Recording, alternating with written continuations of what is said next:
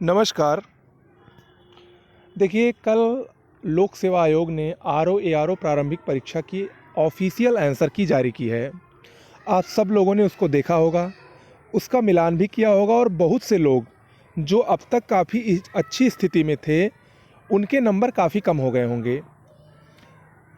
देखिए, आयोग इस समय पता नहीं कैसे क्या कर रहा है, कुछ समझ में आ नहीं रहा है आयोग के अंदर की स्थिति क्या है।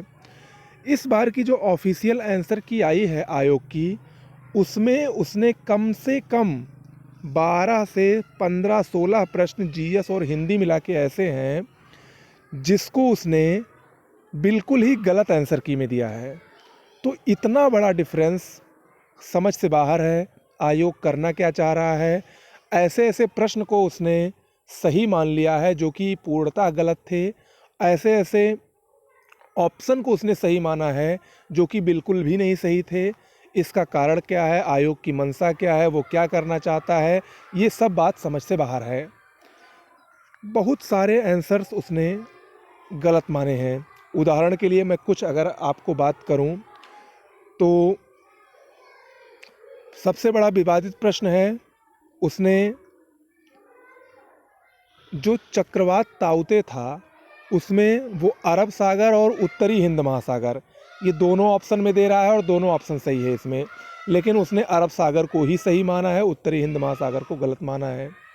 इसके अलावा अल मसूदी वाला प्रश्न एक है, जब उसकी डेथ हो गई उसके बाद ये उसको भारत भ्रमण करा रहे हैं, ये भी समझ से बाहर है।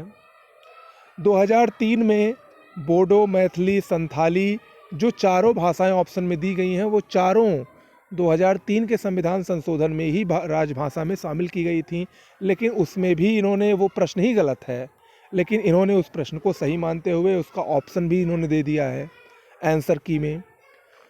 हिंदी की बात करें तो हिंदी में अगना जो है, अगना ये तद्भव शब्द है।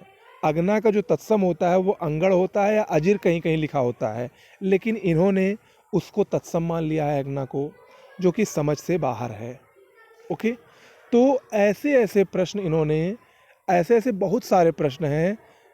कुछ प्रश्न कथन निष्कर्ष वाले हैं, उसको भी इन्होंने गलत माना है।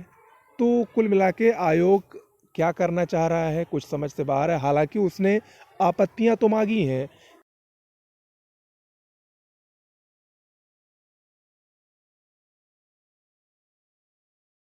आंसर की तो अब देना बंद ही कर चुका है। उसने कट ऑफ भी बताना बंद कर दिया है प्रारंभिक परीक्षा का। 2016 प्रारंभिक परीक्षा का आरओ एआरओ का कट ऑफ अभी तक नहीं पता चला है कि कितने प्रश्न गए थे, कितने प्रश्न पे कट ऑफ गई थी, कितने प्रश्न पे मेंस पे सिलेक्शन हुआ था। तो कुल मिलाकर आयोग एक अच्छा मजाक प्रतियोगी परीक्षार्थियों के साथ कर रहा है, और इसमें खासकर जो अच्छे परीक्षार्थी हैं उनका काफ़ी नुकसान होगा। यहाँ पर ऐसा होगा कि जो कम लोग हैं, जो कम सेलेक्ट करने वाले, जो कम अटेम्प्ट करने वाले लोग हैं, उनका सिलेक्शन भी हो सकता है, और जो ज़्यादा करने वाले हैं वो बाहर भी हो सकते हैं। ओके, यानी जिसका ऑफिशियल आंसर की से पहले ज़्यादा सही था वो पिछड़ सकते हैं ऑफिशियल आंसर की आने के बाद, और जिनका कम सही था वो ज़्यादा भी कर सकते हैं। तो इसके लिए आप सबको संगठित होना पड़ेगा, तभी काम चलेगा, क्योंकि आयोग के अंदर क्या चल रहा है उसको आप सब लोग समझ ही रहे होंगे, उसको बताने की ज़रूरत नहीं है। और अगर आप अभी नहीं समझ रहे हैं तो समझने की इसको कोशिश करिए। हालांकि इस पर बहुत ज़्यादा ध्यान नहीं देना है, आप लोग अच्छे से तैयारी करिए। लेकिन अगर ऑफिशियल आंसर की आती है, आयोग की तरफ से आंसर की आती है, और वो ऐसे ऐसे प्रश्नों को सही मान लेता है जो कि बिल्कुल ही गलत है, तो एक प्रकार से आयोग पर प्रश्न चिन्ह खड़ा होता है। ठीक है, तो एक संदेहास्पद स्थिति भी पैदा होती है आयोग के ऊपर कि आयोग जो कि एक उत्तर प्रदेश की सबसे शीर्ष संस्था है, सबसे शीर्ष प्रतियोगी परीक्षा कराने वाली संस्था है, वो इस प्रकार से करेगी तो उसके जो अधीनस्थ संस्थाएं हैं, जो उससे छोटी संस्थाएं हैं, उसकी बात ही करना फिर बेईमानी एक प्रकार से होगी।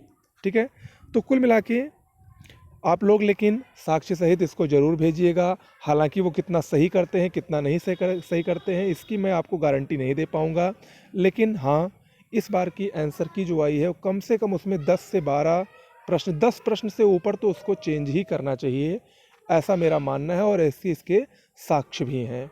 ओके, फिलहाल आगे की रणनीति क्या होगी? देखिए, कुछ लोग कमेंट कर रहे हैं करंट अफेयर्स जो मैंने दिया था पीडीएफ, उससे कोई प्रश्न नहीं आया है। इस बार आप किसी भी कोचिंग्स को, मैं किसी को पर्सनल टारगेट नहीं करूंगा, लेकिन आप कुछ भी देख लीजिए, किसी भी कोचिंग्स को देख लीजिए, कोई करंट अफेयर्स के बारे में कुछ नहीं बता रहा है। क्योंकि आयोग का जो पूछने का तरीका था, वो इस बार ऐसे ऐसे प्रश्नों का था कि आयोग की साफ साफ मंशा थी कि परीक्षार्थियों को ज़्यादा से ज़्यादा कुछ नया करने की कोशिश करवाना है। और वो जो क्वेश्चंस भी पूछा था, चाहे जीएस के हों चाहे करंट अफेयर्स के हों, सब वाहियात टाइप के थे। कुछ उसमें अच्छे क्वेश्चंस थे, कुछ तो महावाहियात टाइप के थे।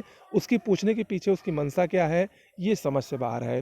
फिलहाल जो मैंने आपको करंट अफेयर्स की नोट्स दी थी, अगर आप किसी और से लेते तो शायद उससे कम ही मिलता, उससे ज़्यादा आपको नहीं मिलता।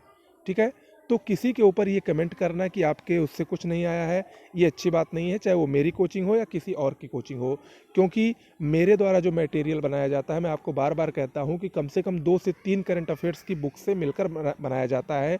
और अगर आप लोग शायद पढ़ते भी, मेरी नोट्स ना लेते, अगर आप पढ़ते भी तो शायद एक ही बुक से पढ़ते, 2 या 3 से कोई नहीं पढ़ता है। तो उसके बाद भी अगर नहीं आ रहा है तो वो आयोग, आप लोग उस करंट अफेयर्स को देख भी रहे हैं कि किस प्रकार से कैसे क्या आ रहा है। ठीक है, वो अलग मुद्दा है। उसके लिए अब हम आपको आगे बताएंगे अब रणनीति क्या बनानी है, किस किताब से पढ़ना है, किस बुक से पढ़ना है, किस नोट से पढ़ना है। फिलहाल अभी ऑफिशियल आंसर की पर क्लेम करने का